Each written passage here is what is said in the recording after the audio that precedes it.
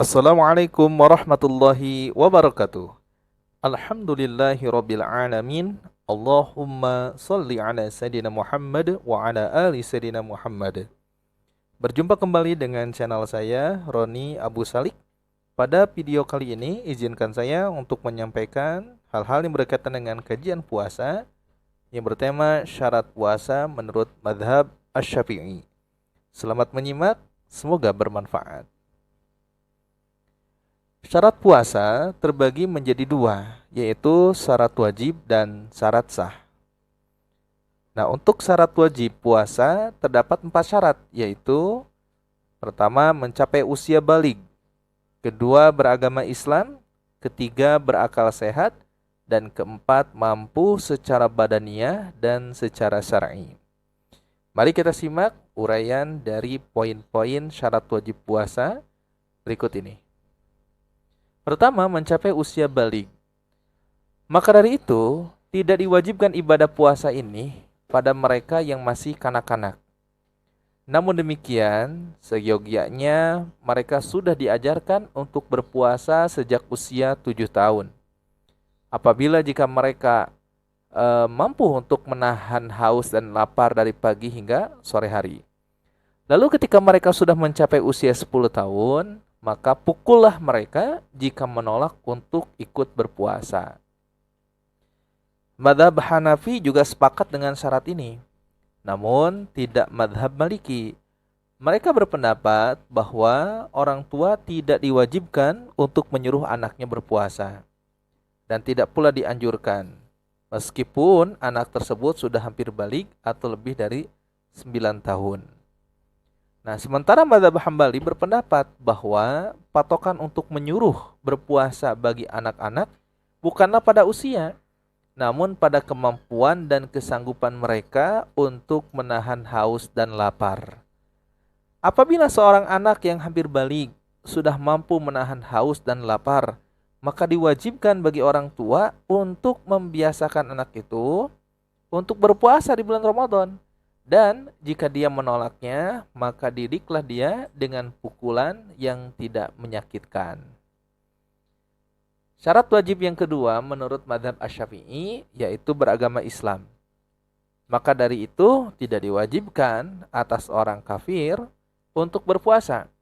Meskipun tentu saja dosa tidak melakukannya tetap harus mereka tanggung di akhirat nanti. Lain halnya dengan orang yang murtad. Mereka tetap terbebani dengan kewajiban untuk berpuasa. Dan saat mereka sudah bertobat untuk kembali memeluk agama Islam, maka semua puasa yang ditinggalkannya selama menjadi murtad harus diqadha. Ketiga, berakal sehat. Maka dari itu tidak diwajibkan atas orang yang tidak waras untuk berpuasa, kecuali seseorang yang hilang akal sehatnya akibat dari perbuatannya sendiri. Maka dia diwajibkan untuk mengqadha puasa-puasa yang ditinggalkan ketika akalnya sudah sehat kembali. Begitu juga dengan orang yang mabuk, ya. Jika mabuknya akibat perbuatan dirinya sendiri secara sengaja, maka dia wajib untuk mengqadha puasanya setelah kondisinya telah pulih. Adapun jika tidak secara sengaja, misalnya seseorang yang minum dari sebuah gelas yang berisi arak, padahal dia mengira itu air biasa. Maka dia tidak diwajibkan untuk mengqadha puasanya selama masa mabuknya. Berbeda halnya dengan orang yang jatuh pingsan. Maka dia tetap diwajibkan untuk mengqadha puasanya. Apapun sebab pingsannya. Apakah sengaja melakukan sesuatu hingga pingsan atau tidak secara sengaja. Berikutnya, syarat wajib puasa menurut mazhab Asy-Syafi'i mampu secara badaniah dan secara syar'i. Maka dari itu, tidak diwajibkan untuk berpuasa bagi orang yang tidak mampu untuk melaksanakannya. Apakah itu karena sudah tua ataukah karena sakit yang tidak dapat diprediksi kesembuhannya dengan cepat? Ini adalah contoh-contoh alasan ketidakmampuan secara badaniah. Adapun secara syar'i, contohnya adalah wanita yang sedang mengalami haid atau nifas. Berikutnya kita akan bahas untuk syarat sah puasa juga ada 4. Pertama, beragama Islam saat melakukan puasa. Kedua, sadar berpuasa. Ketiga, tidak dalam keadaan haid, nifas, ataupun sedang melahirkan. Ini khusus bagi wanita. Keempat, waktunya diperbolehkan untuk berpuasa. Mari kita simak uraian dari masing-masing keempat poin ini. Pertama, tadi beragama Islam saat melakukan puasa. Maka dari itu tidak sah hukumnya puasa jika dilakukan oleh orang kafir ataupun orang murtad, itu tidak sah. Kedua, syarat sahnya itu adalah sadar berpuasa. Maka dari itu tidak sah hukumnya puasa jika dilakukan oleh orang yang tidak sadar, semisal orang gila, orang mabuk, dan orang pingsan.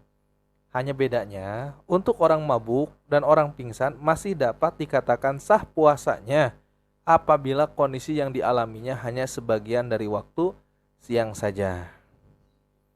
Adapun syarat sadar ini cukup hanya secara hukumnya saja.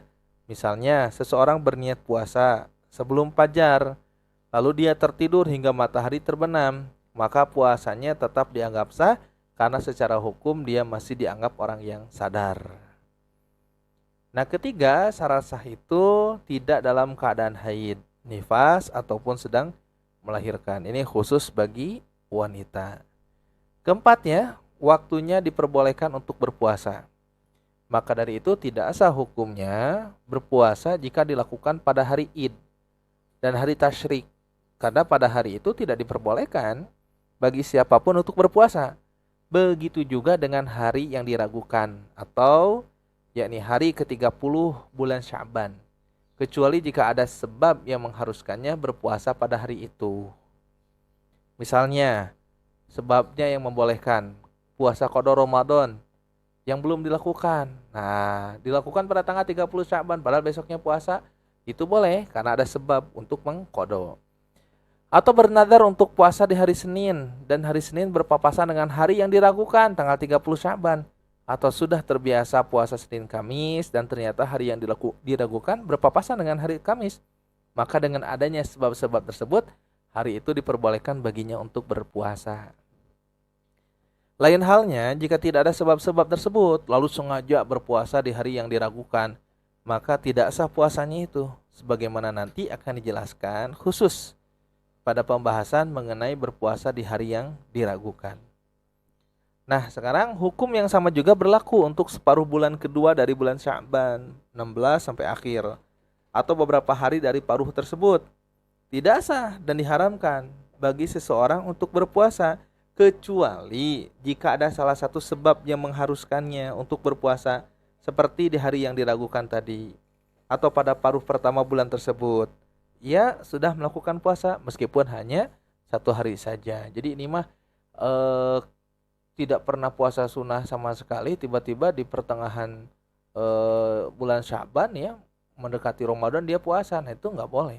Kecuali kalau yang terbiasa puasa Daud, puasa Senin Kamis gitu kan, atau ada qada, nah, atau ada nazar tapi belum dilakukan, pingin dilakukan sebelum Ramadan, itu boleh-boleh saja. Jadi kalau nggak ada sebab nggak boleh, harus ada sebab. Tadi sebab-sebabnya sudah diuraikan. Itulah syarat-syarat sah berpuasa menurut madhab ini, artinya madhab Asy-Syafi'i. Pada syarat-syarat tersebut memang tidak terdapat syarat niat, karena menurut madhab ini niat tidak termasuk dalam rukun puasa, bukan sekedar syarat sah atau syarat wajib saja. Nah, ini uraiannya. Penjelasan khusus mengenai niat ya menurut Asy-Syafi'iyah.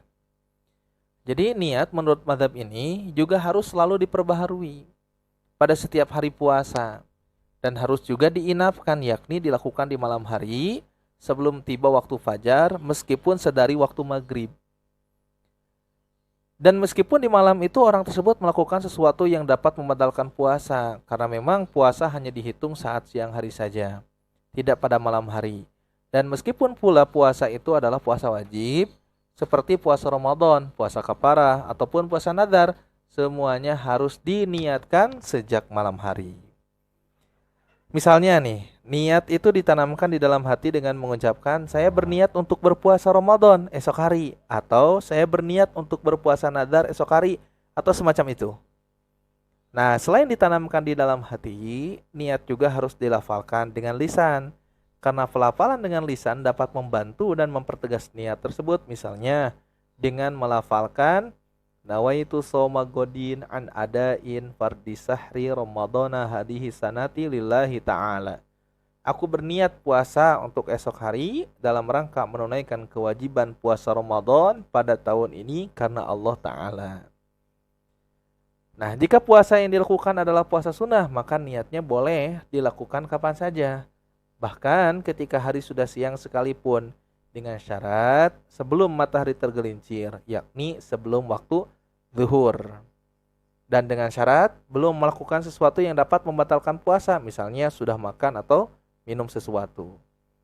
Niat juga tidak dapat terwakilkan dengan hanya memakan sesuatu di waktu sahur saja.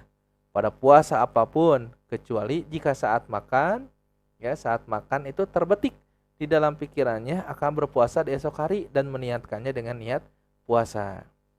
Nah, begitu juga jika waktunya sudah sangat mendesak dan hampir mendekati waktu menyingsingnya fajar, yakni waktu imsak atau waktu subuh, sedangkan dia belum makan sahur, maka dengan sahurnya itu sudah dianggap sebagai niat berpuasa. Demikian pemaparan yang bisa disampaikan dalam tema syarat puasa menurut madhab Asy-Syafi'i. Mudah-mudahan apa yang disampaikan menjadi ilmu yang bermanfaat. Jangan lupa like, subscribe, and share. Semoga amal kecil ini diterima oleh Allah Subhanahu wa Ta'ala. Wassalamualaikum warahmatullahi wabarakatuh.